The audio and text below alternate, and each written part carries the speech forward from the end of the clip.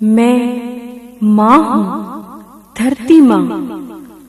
मैंने अपने जीवन में बहुत युग देखे हैं। सतयुग से द्वापर, द्वापर से त्रेता और फिर कलयुग। समय के साथ साथ कई महान योद्धाओं, शूरमाओं व धर्मपरायण हस्तियों को मैंने अपनी गोदी में पलते फूलते वे बड़े होते देखा है। कलयुग में एक ऐसे ही महान योद्धा व करिश्माई बालक का वात्सल्य व अंत मैंने देखा है। इस महान योद्धा का नाम जौहरवीर गोगा पीर था। इसका जन्म राजस्थान बागड़ की पावन धरती पर ददरेड़ा नगरी में हुआ। इस बालक का जन्म व अंत बहुत ही रोमांचकारी था। बात उस समय की है जब ददरेड़ा नगरी में नेवर सिंह व जेवर सिंह राज करते थे। उनकी दो रानियां थीं, नेवर सिंह की काछल व जेवर सिंह की बाछल। दोनों रानियों के संतान नहीं थे। सारी प्रजा उन्हें मनहूस मानती थी। राजा जेवर सिंह इसी चिंता को लेकर महल में बैठे हुए हैं।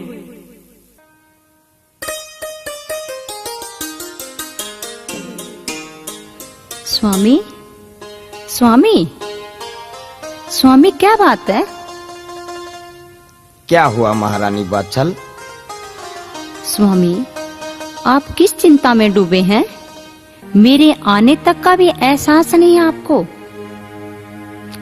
रानी बाछल, आप इस चिंता व दर्द को अच्छी तरह जानती हो। हमारा संतानहीन होना हमारी सबसे बड़ी चिंता है। आज हमारी प्रजा ऐसो आराम से जीवन व्यतीत कर रही है। हमने प्रजा के दुख को अपना दुख समझा है, लेकिन संतान नहीं होने की वजह से हम मनहूस माने जाते हैं। नहीं महाराज, नहीं, ऐसी बात नहीं है महाराज। आज भी आपकी प्रजा आपको उतना ही प्यार करती है। बस बस रानी बाछल, हम हकीकत से अच्छी तरह वाकिफ हैं। हम जिस बाग से गुजरते हैं वो बाग सूख जाते हैं। जिस बावड़ी व कुएं से हम जल पीते हैं, लोग उसमें पानी पीना छोड़ देते हैं। हम इस नगरी के सबसे मनहूस व्यक्ति हैं महारानी, सबसे मनहूस। भला ऐसी स्थिति में कैसे महल से बाहर निकले, कैसे महारानी? आप चिंता ना करें महाराज। अगर भगवान कष्ट देता है तो उसका निवारण भी करता है। मैंने ज्योतिषी जी को बुलवाया है, शायद वही इसका निवारण करे और कोई उपाय बताए। महाराज की जय हो, महारानी की जय हो। पंडित जी प्रणाम। प्रणाम पंडित जी। प्रणाम महारानी, प्रणाम महाराज।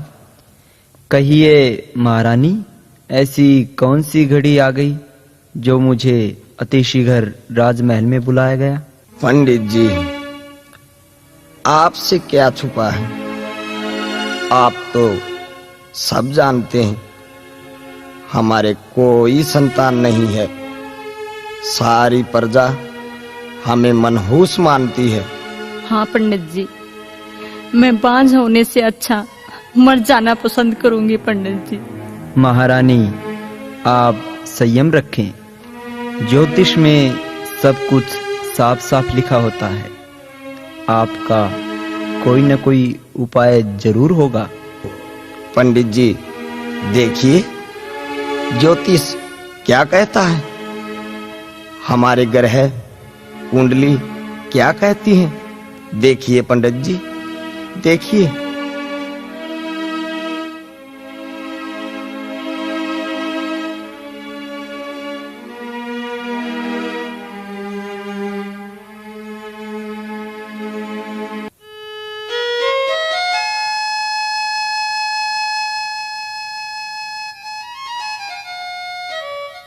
पंडित जी, आप चुप क्यों बैठे हैं?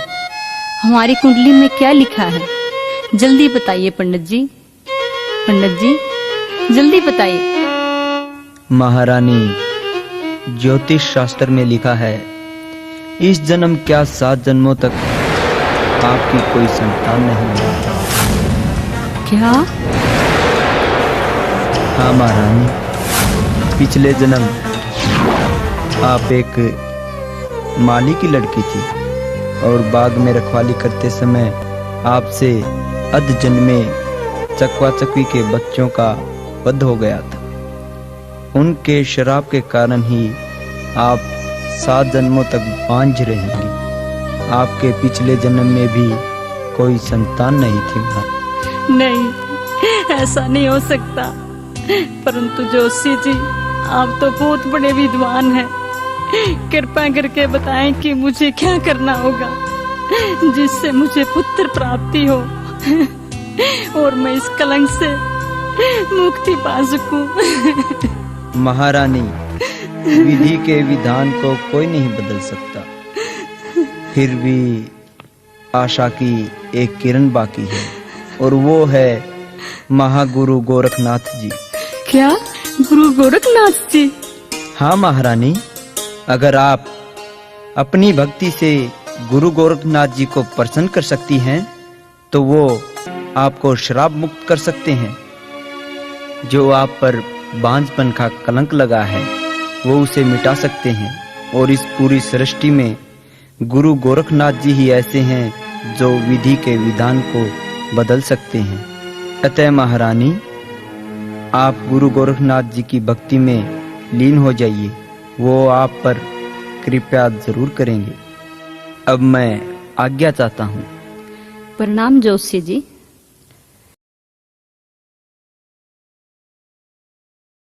महाराज।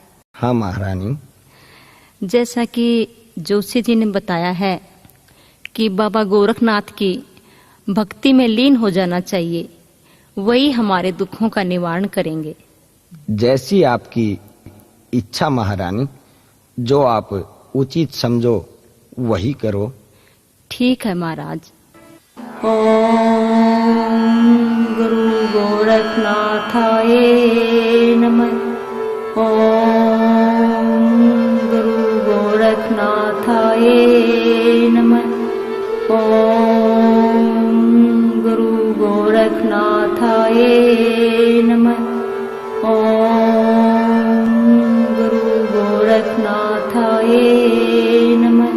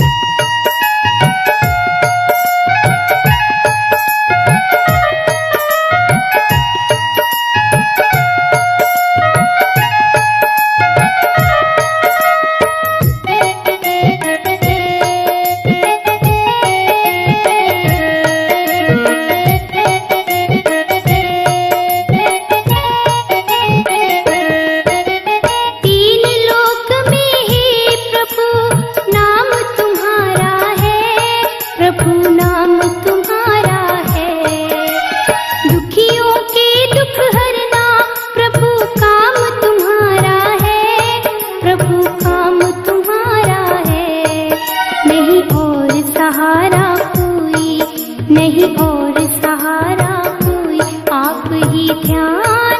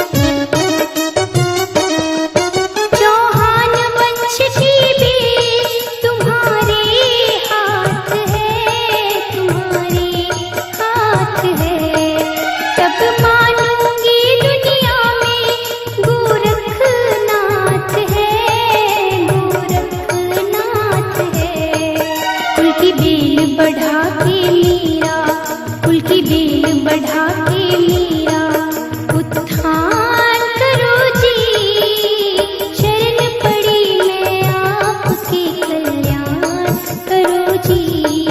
नित करूं वंदना तेरी, नित करूं वंदना तेरी, एहसान करो जी, शरण पड़ी मैं आपके कल्याण करो जी।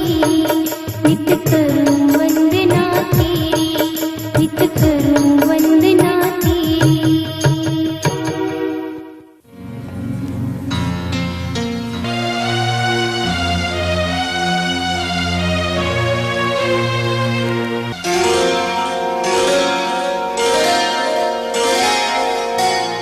हे सुरतीनाथ, ये कौन स्त्री है जो हमारी भक्ति में लीन है और हमारे नाम का जाप कर रही है? इस स्त्री ने हमारी तपस्या को भंग कर दिया है। हे सुरतीनाथ महाराज, हमें अपनी स्कोर दृष्टि से देखकर बताओ कि ये औरत कौन है।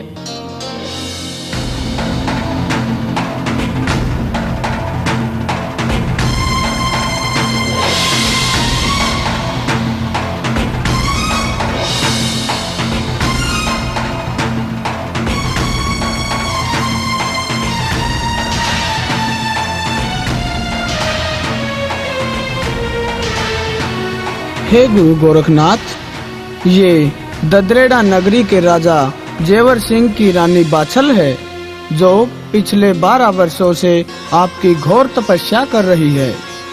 हे सुरतीनाथ जी, महाराज औगढ़नाथ जी, ददरेड़ा नगरी चलने की तैयारी करो, हमें अभी प्रस्थान करना होगा। परंतु महाराज। परंतु क्या औगढ़नाथ जी, रानी बाछल हमारी इतनी घोर तपस्या कर रही है, अगर हम वहां नहीं गए तो वह अपने प्राण भी त्याग सकती है। इस सृष्टि में जब भी किसी भगत ने मेरी इतनी घोर तपस्या की है, मैं खुद उनके पास चलकर गया हूँ। अतः हे सुरतीनाथ जी, ददरेड़ा नगरी प्रस्थान करो।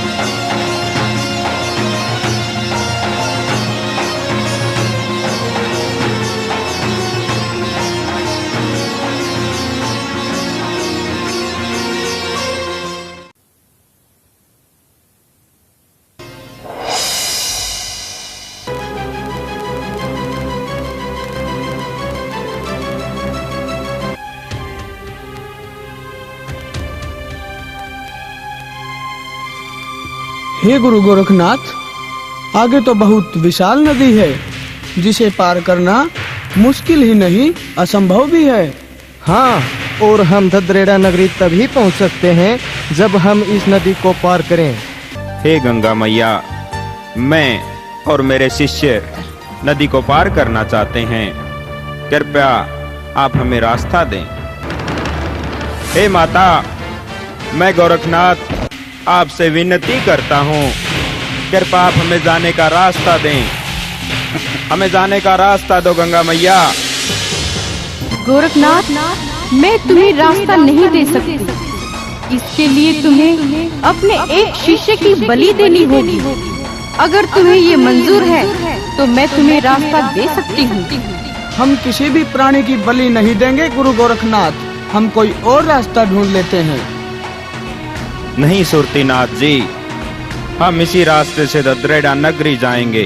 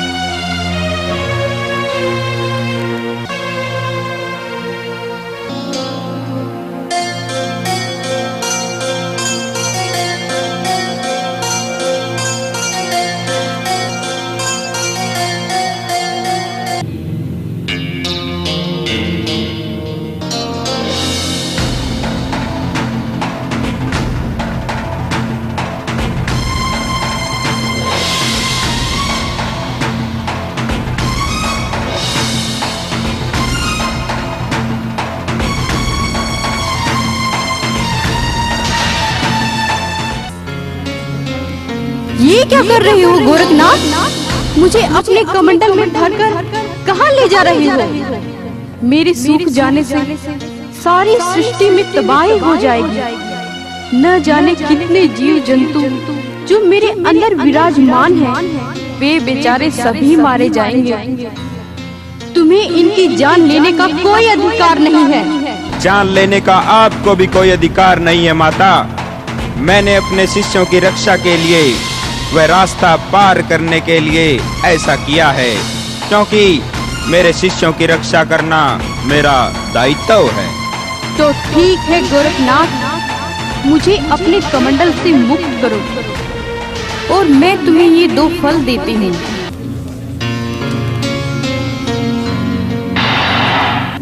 किसी समय ये तुम्हारे बहुत काम आएंगे। ठीक है गंगा माता, अब मैं आज्ञा चाहता हूँ।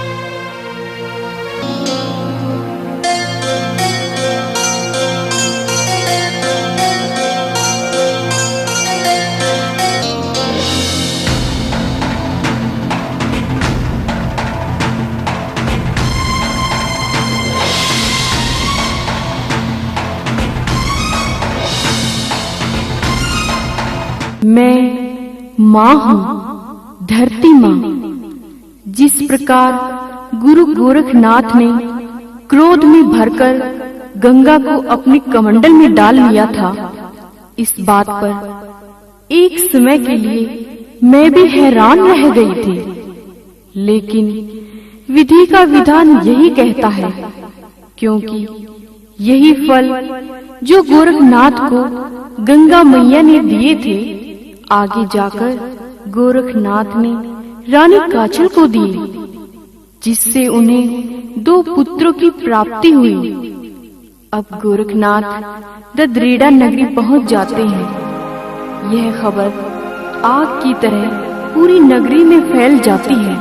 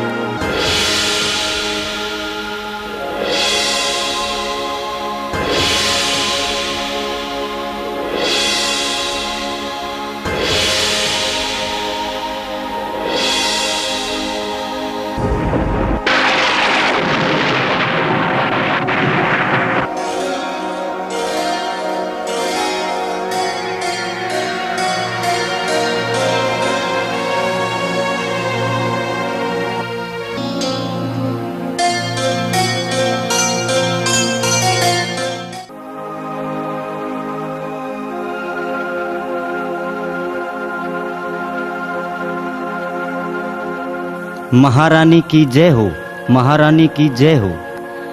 क्या बात है सैनिक, क्या खबर लेकर आए हो? महारानी गजब हो गया। महारानी, 9 लखा बाग फिर से हरा भरा हो गया। क्या 9 लखा बाग फिर से हरा भरा हो गया? परंतु सैनिक, ये सब कैसे हुआ? महारानी, 9 लखा बाग में कुछ साधु आए हैं, जिनमें महागुरु गोरखनाथ भी हैं, जिनके कदम रखते ही 9 लखा बाग फिर से हरा भरा हो गया। महारानी, क्या गुरु गोरखनाथ जी पधारे हैं? सैनिक, तुम जाओ और सतपकवान तैयार करवाओ। मैं गोरखनाथ जी को खुद खाना खिलाने जाऊं।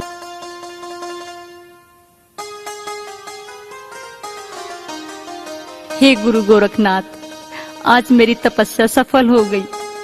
जो मेरी 12 वर्षों की भक्ति का फल आप स्वयं देने के लिए पधारे हैं।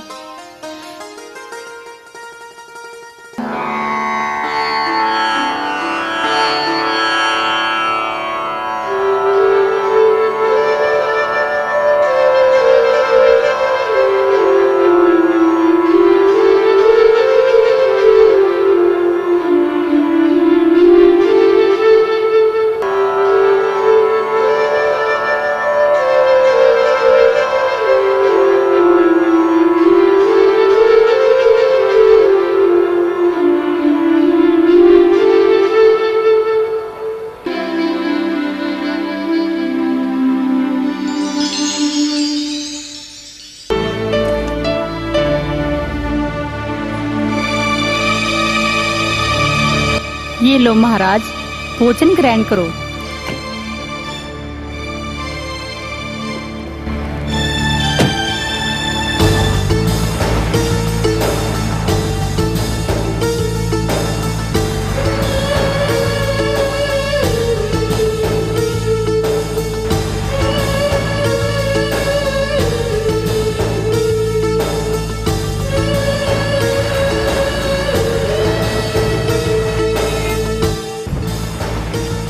माई, लड्डू तो बड़े स्वादिष्ट हैं। क्या माई, तुम हमें इसी प्रकार भोजन कराते रहोगी? माई, तेरे चेहरे से लग रहा है तुम बहुत दुखी हो। तुम चिंता मत करो माई, गोरखनाथ जी तुम्हारे सब दुख दूर कर देंगे।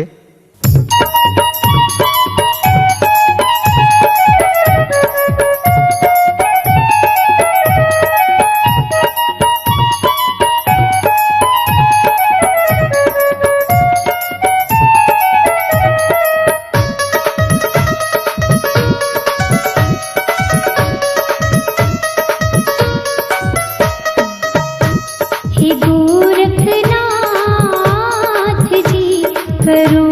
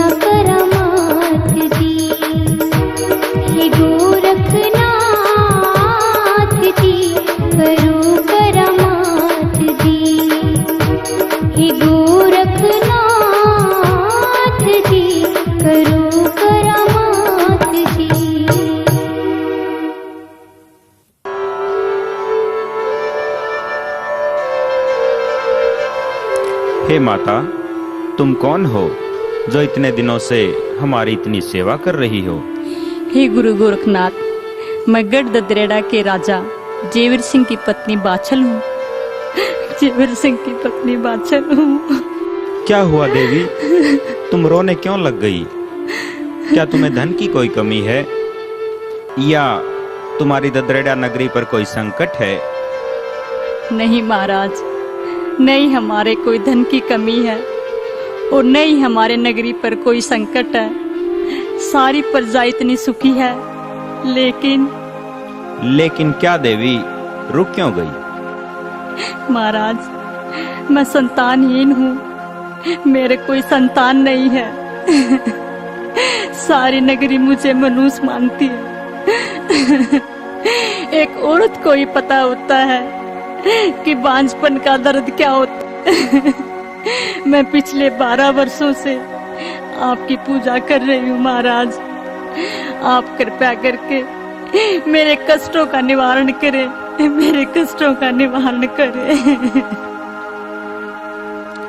धैर्य रखो देवी। मैं जानता हूँ तुमने मेरी 12 वर्षों तक कठोर भक्ति की है, और जो कोई इंसान मेरी भक्ति करता है, हम उनकी मनोकामना पूर्ण अवश्य करते हैं। इसलिए हे देवी बाछल, तुम कल सुबह आना, हम तुम्हें पुत्र रतन का वरदान देंगे और उसके बाद हम ददरेड़ा से प्रस्थान करेंगे।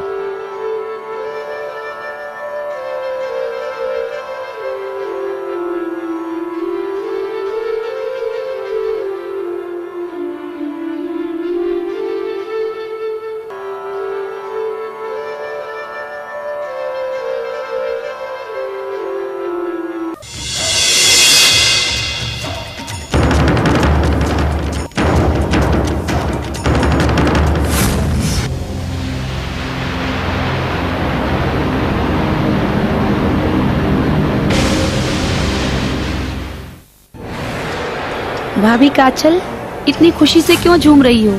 आज तुम इतनी खुश क्यों हो?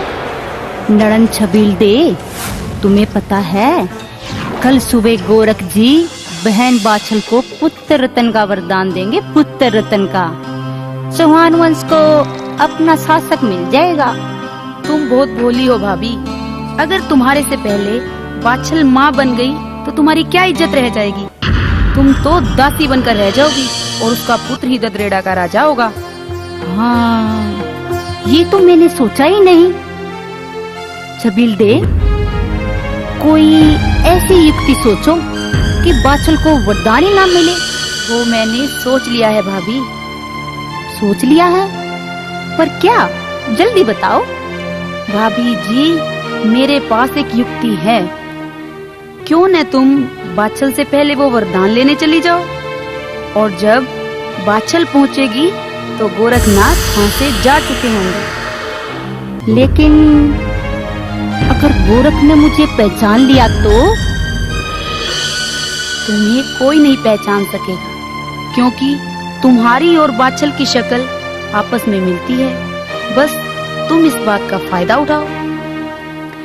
ठीक है ननन जी, मैं कल सुबह ही बाछल से पहले जाकर के वरदान ले लूंगी और बाछल बांझ की बांझ रह जाएगी।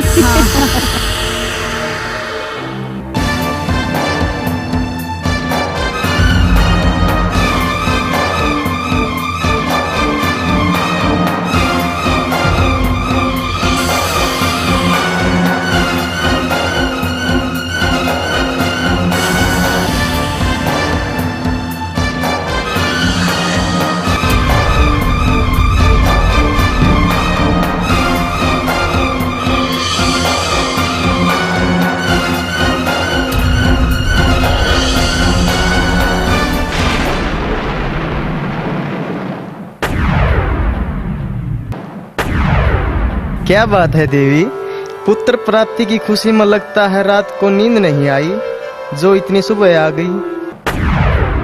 हे देवी, हम तुम्हारी भक्ति से बहुत प्रसन्न हुए। हम तुम्हें ये इच्छाधारी फल देते हैं जो कभी गंगा मैया ने मुझे दिए थे। तुम इनको खा लेना, इससे तुम्हें 2 पुत्रों की प्राप्ति होगी, जिनका नाम तुम अर्जन व सर्जन रखना। ये बालक बहुत ही महान होंगे, इतिहास में इनका महत्वपूर्ण स्थान होगा। अब हम यहाँ से प्रस्थान करते हैं। जय हो महाराज की, जय हो बाबा गुरु गोरखनाथ की।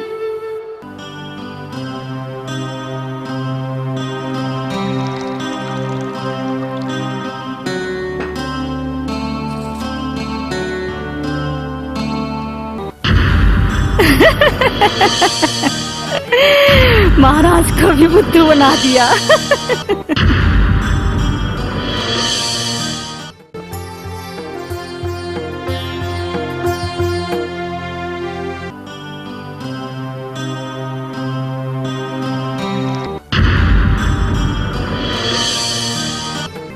महाराज, महाराज, हे गुरु गोरखनाथ, हमें छोड़कर कहाँ चले गए?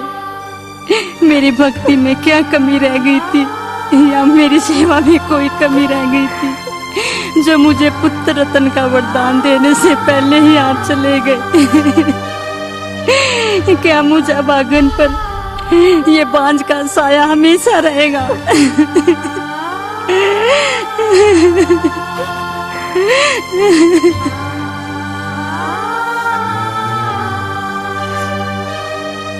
हे देवी, तुम कौन हो?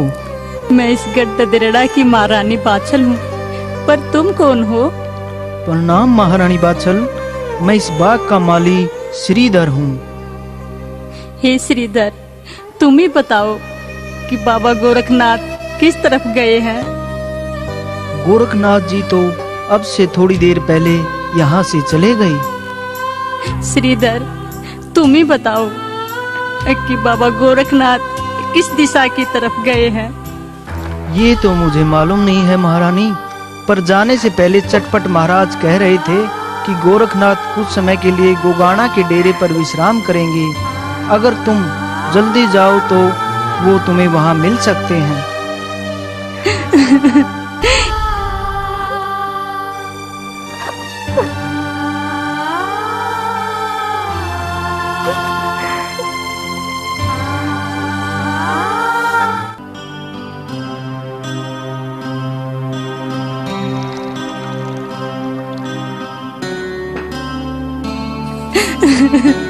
हे गुरु गोरखनाथ, मुझसे क्या गलती हो गई जो आप मुझे बिना वरदान दिए चले आए? मैंने आपकी 12 साल तक तपस्या की है, मैंने आपकी 12 साल तक भक्ति की है। हे महाराज, मुझ दुखिया पे रहम करो, मुझ दुखिया पे रहम करो। ये तुम क्या कह रही हो देवी? हमने तुम्हें 2 पुत्रों का वरदान दिया था और उसके बाद ही हमने ददरेड़ा से प्रस्थान किया था। नहीं महाराज, नहीं, मैंने कोई वरदान नहीं लिया, मैं सच कह रही हूँ महाराज। क्या कहती हो माई? गोरखनाथ जी ने हमारे सामने 2 पुत्रों का वरदान दिया था, तुम झूठ बोल रही हो। नहीं महाराज, मेरा विश्वास करो, मैं सत्य बोल रही हूँ, मैं कोई झूठ नहीं बोल रही हूँ। मैंने आपसे कोई वरदान प्राप्त नहीं किया महाराज, मैं सत्य बोल रही हूँ। ठीक है रानी बाछल। हे महाराज सुरतीनाथ, तुम अपनी सुरती लगाकर देखो कि जो स्त्री मुझसे वरदान लेकर गई थी वो कौन थी। अगर वो रानी बाछल हुई तो हम इसे इसी समय भस्म कर देंगे।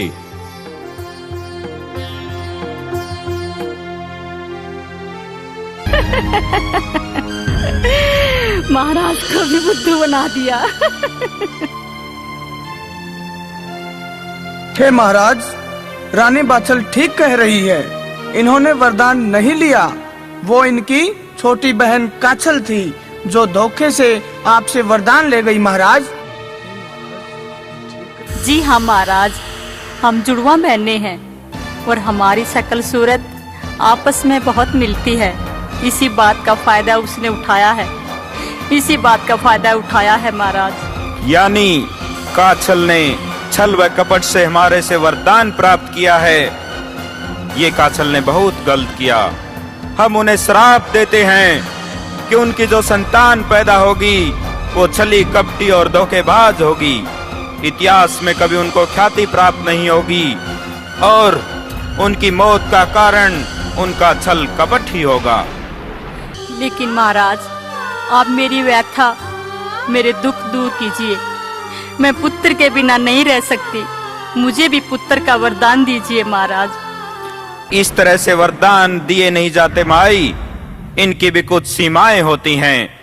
वो वरदान तुम्हें इसलिए प्राप्त नहीं हुआ कि शायद तेरे भाग्य में संतान ही नहीं है। नहीं महाराज, ऐसा नहीं कहिए महाराज।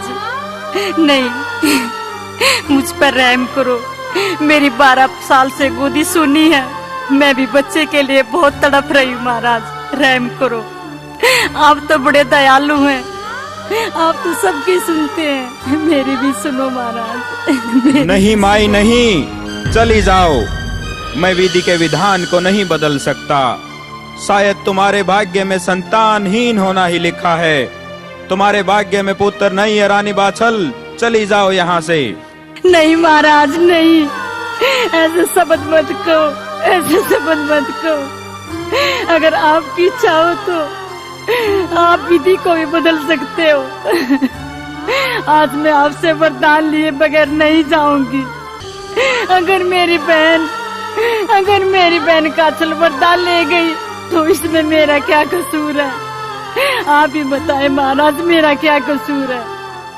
अगर आपने वरदान नहीं दिया तो मैं यही सिर पटक पटक के अपनी जान दे दूंगी, अपनी जान दे दूंगी।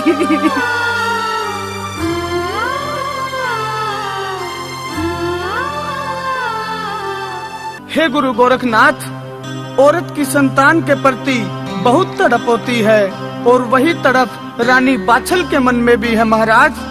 अगर आज आपने रानी बाछल को वरदान नहीं दिया तो ये सर पटक पटक के अपनी जान यहीं पे दे देगी गुरुदेव, और इस बात के लिए इतिहास हमें कभी माफ नहीं करेगा गुरुदेव। तो ठीक है देवी, अगर भगवान की यही इच्छा है तो तुम्हें पुत्र जरूर प्राप्त होगा। परमपिता परमात्मा पर विश्वास रखो।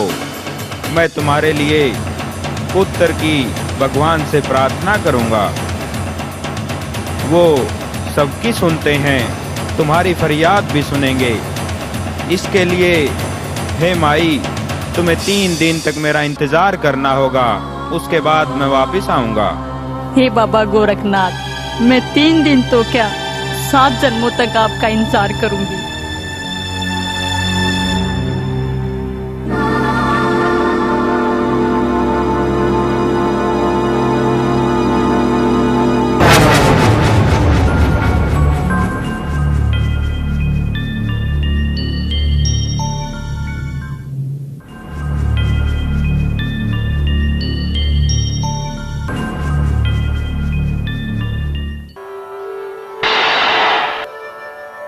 हे भोलेनाथ, अपने पुत्र गोरखनाथ का प्रणाम स्वीकार करें। तुम्हारी सदा जय हो गोरखनाथ। कहो, किस विषय को लेकर हमारे सामने उपस्थित हुए हो? हे भोलेनाथ, आप तो तीनों लोकों के ज्ञाता हैं, आपसे क्या छिपा है? मैं बहुत दुविधा में हूँ भोलेनाथ। कैसी दुविधा गोरखनाथ? महाराज, मैं धरती पर रानी बाछल को पुत्र का वरदान देने का वचन देकर आया हूँ और बाछल के 7 जन्मों तक कोई पुत्र का योग नहीं है। मैं जानता हूँ गोरखनाथ, विधि के विधान को बदलने की तुम्हारी अक्षमता है और तुम अपनी इस जिद को पूरा करके रहोगे। अतः हे गोरखनाथ, इसके लिए तुम्हें जो संसार के सभी इंसानों की किस्मत लिखती है, बे माता, तुम्हें उसके पास जाना होगा। शायद वही तुम्हारी कुछ मदद करे। मेरा आशीर्वाद सदा तुम्हारे साथ है गोरखनाथ। जैसी आपकी आज्ञा भोलेनाथ।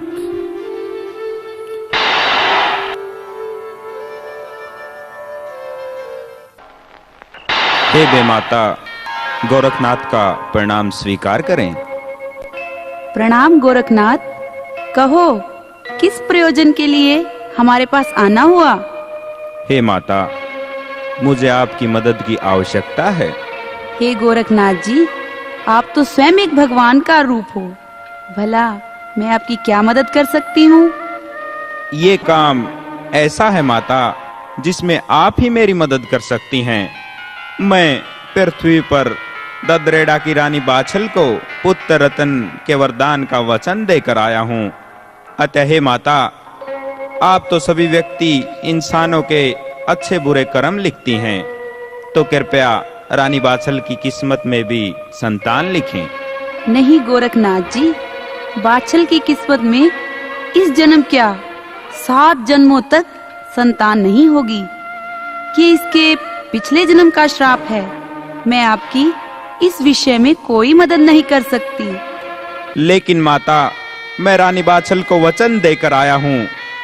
अगर उसको मैं पुत्र प्राप्ति का वरदान नहीं दे सका तो मैं वचन से झूठा पड़ जाऊंगा। इसका कोई तो उपाय होगा माता। हाँ, इसका एक उपाय है गोरखनाथ, जिसे तुम पूरा करने की क्षमता भी रखते हो। बताइए माता, मुझे क्या करना होगा? हे गोरखनाथ, इसके लिए तुम्हें पाताल लोक जाना होगा और जहाँ से तुम्हें बहुत ही शक्तिशाली वाशक नाग से गुगल प्राप्त करनी होगी। क्योंकि जब देवताओं और असुरों ने समुद्र मंथन किया था, तब समुद्र मंथन में से ये श्वास यानी गुगल प्राप्त हुई थी, जो कि बाद में वाशक नाग को सौंप दी गई। अगर तुम ये गुगल प्राप्त कर सको और बाछल इसका सेवन करे तो बहुत शक्तिशाली पुत्र की प्राप्ति होगी। ठीक है माता, मैं ये गूगल अवश्य प्राप्त करूंगा। इसके लिए चाहे मुझे कुछ भी करना पड़े। मैं माँ हूँ, धरती माँ। तो इस प्रकार गोरखनाथ जी वो गूगल प्राप्त करने के लिए पाताल लोक में वाशक नाग के पास जाते हैं। लेकिन वाशक नाग वो गूगल देने से इनकार कर देते हैं, जिस पर गोरखनाथ छल से वो गूगल पाताल लोक से लेकर भागते हैं। वाशक नाग उनका पीछा करता है। गोरखनाथ जांडी के पेड़ से सहायता मांगते हैं। जांडी गूगल को अपने अंदर छुपा लेती है। वाशक नाग गोरख के पास गूगल न पाकर वापस लौट जाता है। तब गोरखनाथ जांडी को ये वचन देते हैं कि आने वाले समय में तुम्हारी भी गोगा पीर से एक दिन पहले पूजा होगी। उधर रानी बाछल बेचारी भूखी प्यासी गोरखनाथ के आने का इंतजार कर रही है।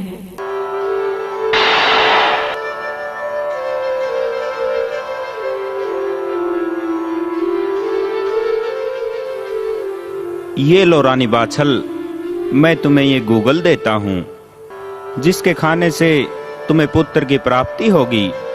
रानी बाछल, ये बालक कोई साधारण बालक नहीं होगा।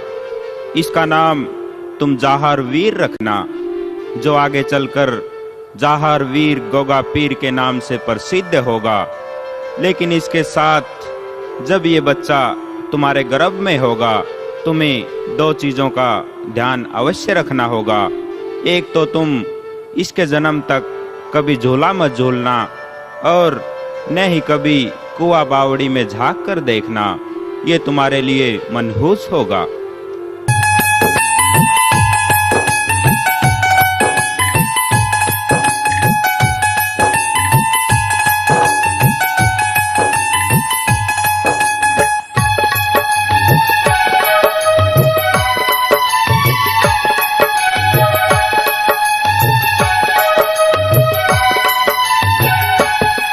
ये ले जा गूगल माई, क्यों दिल में तू घबराई। ये ले जा गूगल माई, क्यों दिल में तू घबराई। क्यों दिल में घबराई तू, हो जागी आज निहाल। 9वें महीने बाछल माँ एक पैदा होगा लाल। 9वें महीने बाछल माँ एक पैदा होगा लाल। ये ले जा गूगल माई, क्यों दिल में तू घबराई। ये ले जा जागू गलमाई, क्यों दिल में तू घबराई, क्यों दिल में घबराई तू, हो जागी आज निहाल। 9वें महीने बादल माँ एक पैदा होगा लाल, 9वें महीने बादल माँ एक पैदा होगा लाल।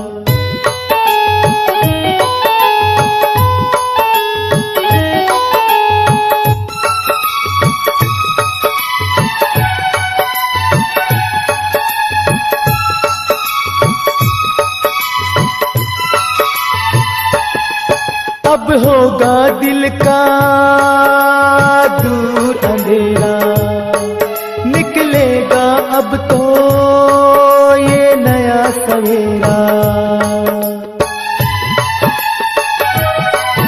अब होगा दिल का दूर अंधेरा, निकलेगा अब तो ये नया सवेरा। पूनम सा चांद खिलेगा, ऐसा ये रत्न मिलेगा। पूनम सा चांद खिलेगा, ऐसा ये रत्न मिलेगा। ऐसा रत्न मिलेगा तू हो जागी आज निहाल। 9वें महीने बादल माँ एक पैदा होगा लाल, 9वें महीने बादल माँ एक पैदा होगा लाल।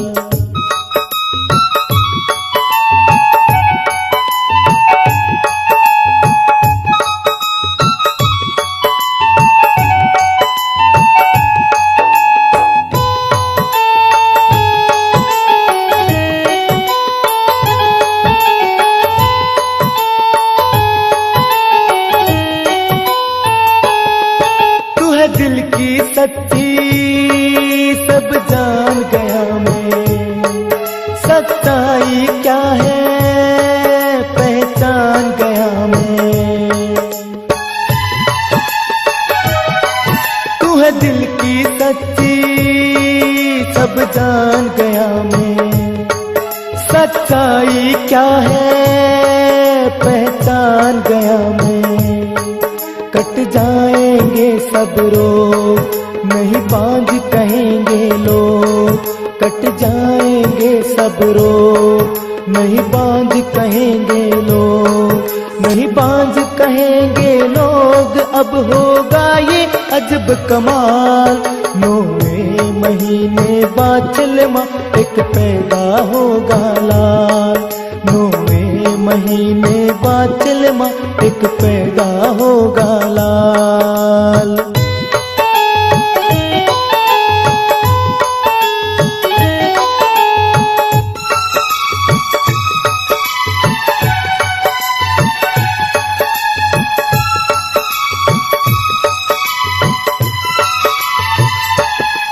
दुनिया में तेरा नाम करेगा लाल, तेरा ऐसे काम करेगा।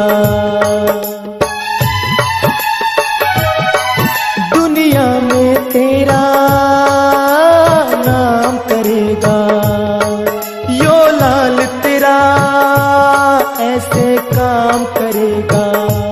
रखिए नाम तुझा हर वीर, वो बन के गोगा पीर। रखिए नाम तुझा हर वीर, वो बन के गोगा पीर। वो बन के गोगा पीर, दुष्टों को करे हलाल। 9वें महीने बादल माँ एक पैदा होगा लाल, 9वें महीने बादल माँ एक पैदा होगा लाल।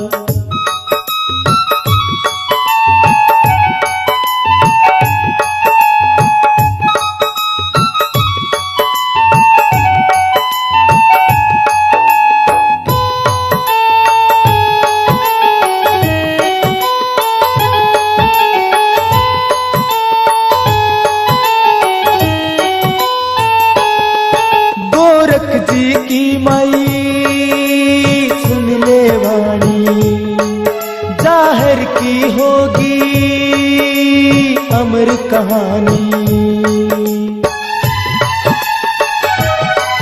गोरख जी की माई सुन ले वाणी, जाहिर की होगी अमर कहानी।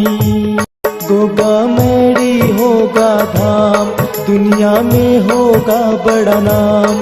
गोगा मेरी होगा धाम, दुनिया में होगा बड़ा नाम।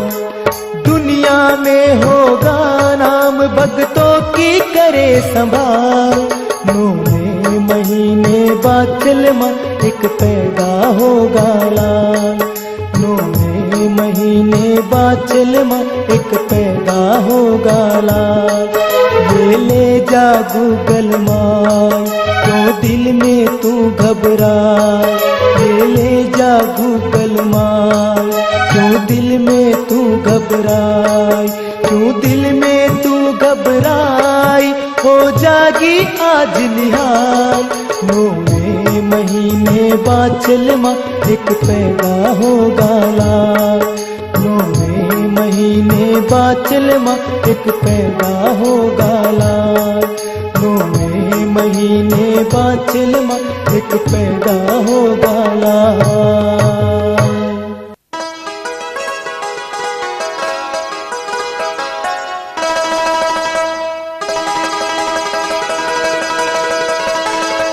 क्या बात है महारानी, आज तो बहुत खुश नजर आ रही हो। हाँ स्वामी, आज मैं बहुत खुश हूँ। आज बाबा गोरखनाथ ने मुझे पुत्र प्राप्ति के लिए ये गूगल खाने को दी है। ये तो बड़ी खुशी की बात है। और महाराज, ये गूगल मैंने अपनी दासियों को और अपनी नीली घोड़ी को भी दी है। वो भी तो बेचारी बांझ हैं। ये तो बड़ा अच्छा किया। तुम्हारी प्रवृत्ति ही दूसरों की भलाई करने की है। स्वामी, अब तो जल्द ही हमें ददरेड़ा नगरी के लिए शासक मिल जाएगा। ठीक है रानी, इस घड़ी का हमें भी बहुत दिनों से इंतजार था।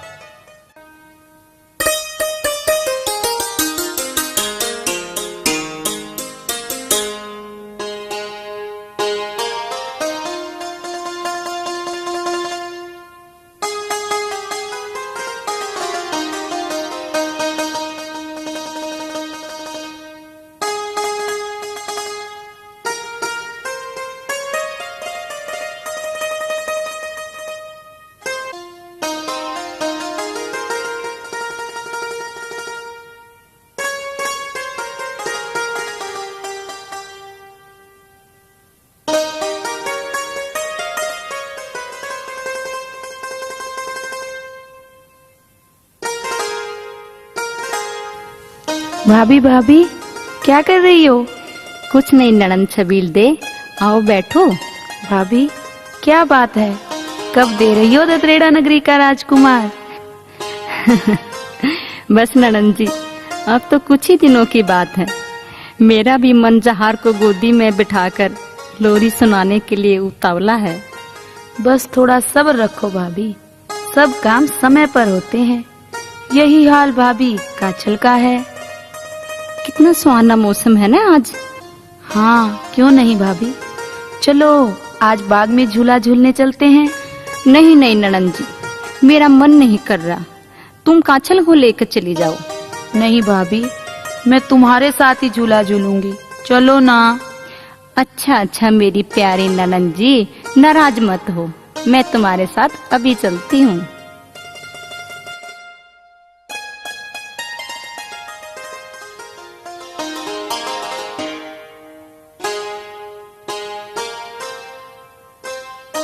सच में भाभी, कितना अच्छा मौसम है।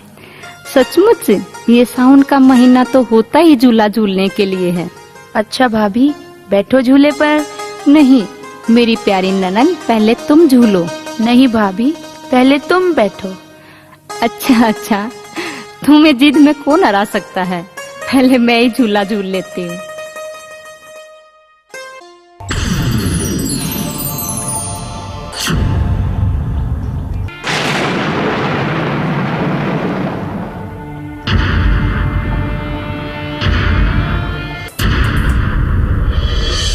अरे ये क्या हुआ भाभी, ये बाग कैसे सूख गया? हैं? सचमुच? ये तो आश्चर्य की बात है। आश्चर्य नहीं है भाभी, ये सब तुम्हारे कारण हुआ।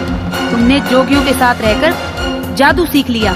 नहीं नहीं ननन जी, होगा नौवे महीने बाचल माँ एक पैदा होगा नौवे महीने बाचल माँ एक पैदा होगा।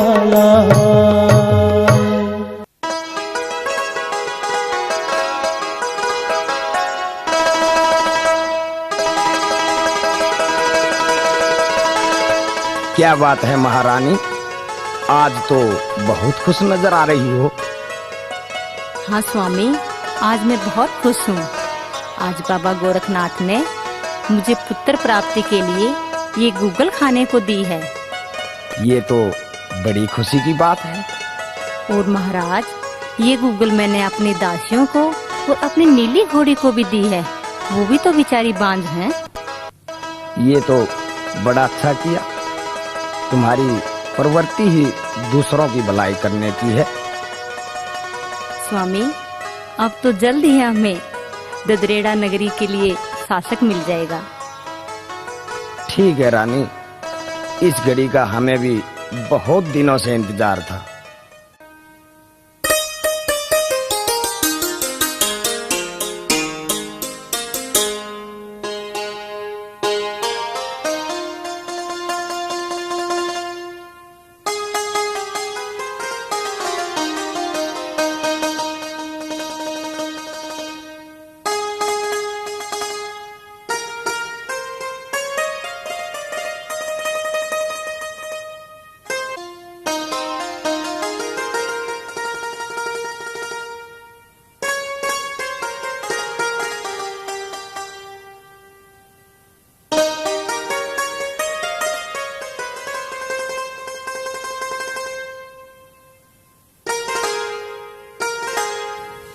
भाभी भाभी, क्या कर रही हो?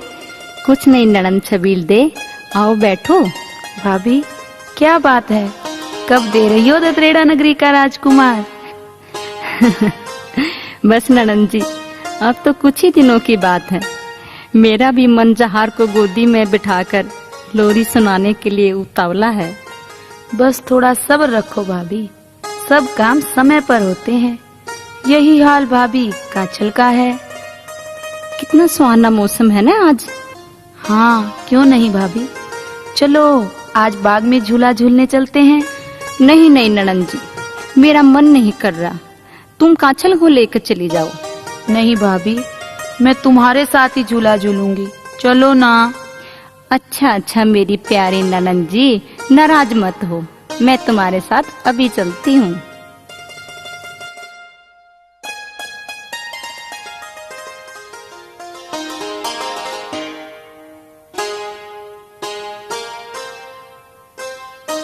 सच में भाभी, कितना अच्छा मौसम है। सचमुच ये सावन का महीना तो होता ही झूला झूलने के लिए है। अच्छा भाभी, बैठो झूले पर। नहीं मेरी प्यारी ननन, पहले तुम झूलो। नहीं भाभी, पहले तुम बैठो। अच्छा अच्छा, तुम्हें जिद में कौन हरा सकता है। पहले मैं ही झूला झूल लेती हूँ।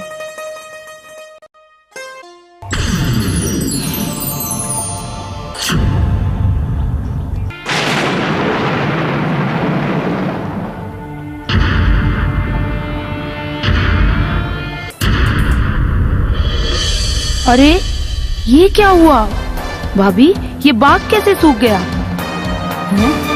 सचमुच? ये तो आश्चर्य की बात है। आश्चर्य नहीं है भाभी, ये सब तुम्हारे कारण हुआ। तुमने जोगियों के साथ रहकर जादू सीख लिया। नहीं नहीं ननन जी, ऐसा कुछ नहीं है। हाथ मत लगाओ मुझे, अब तुम्हारा मेरे साथ कोई रिश्ता नहीं है। नहीं नहीं ननन जी, ऐसे कठोर शब्द तो ना कहो। मैं तुम्हारे लिए अभी कुएं से पानी लेके आती हूँ।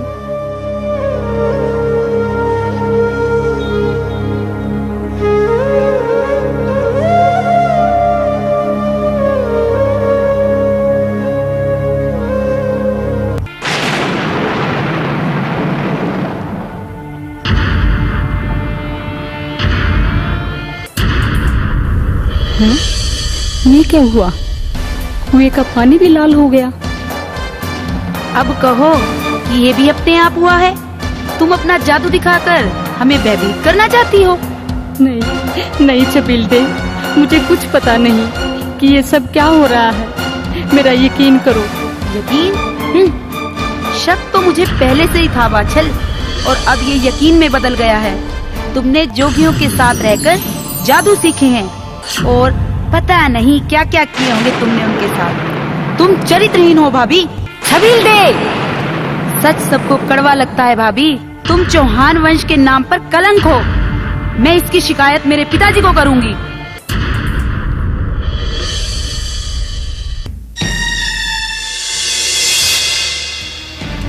पिताजी, अनर्थ हो गया पिताजी। क्या हुआ बेटी छबील दे? पिताजी, बाछल ने चौहान वंश को कलंकित किया है। वो जादू टोने सीख गई है पिताजी, और जो उसके पेट में बच्चा पल रहा है वो हमारा खून नहीं है। उसने जोगियों के पास रहकर पता नहीं क्या क्या किया है पिताजी। सैनिक, रानी बाछल को हमारे सामने प्रस्तुत करो।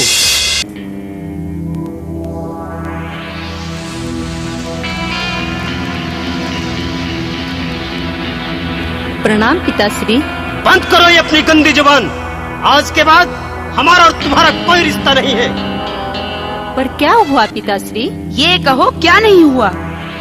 सब कुछ जानकर अनजान मत बनो बाछल। क्या छबील दे जो कह रही है वो सत्य है? नहीं पिताश्री, आप मेरा यकीन करें। मेरे ऊपर लगाए गए सभी आरोप झूठे हैं। मुझे मेरे गर्भ में पल रहे बच्चे की कसम। आप चाहे तो मेरी कोई भी परीक्षा ले सकते हैं पिताश्री। बस, हमें कोई जरूरत नहीं है परीक्षा लेने की।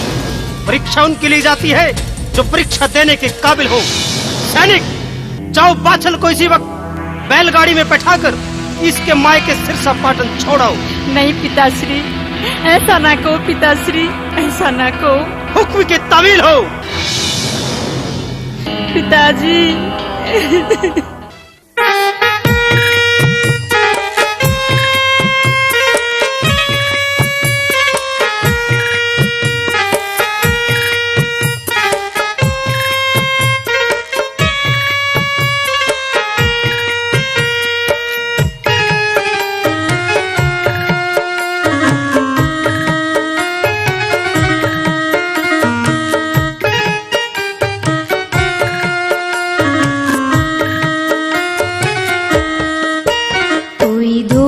नहीं है मेरा, मुझे यूं न सताओ तुम। मैं हूँ पतिव्रता नारी, मत दोष लगाओ तुम। कोई दोष नहीं है मेरा, मुझे यूं न सताओ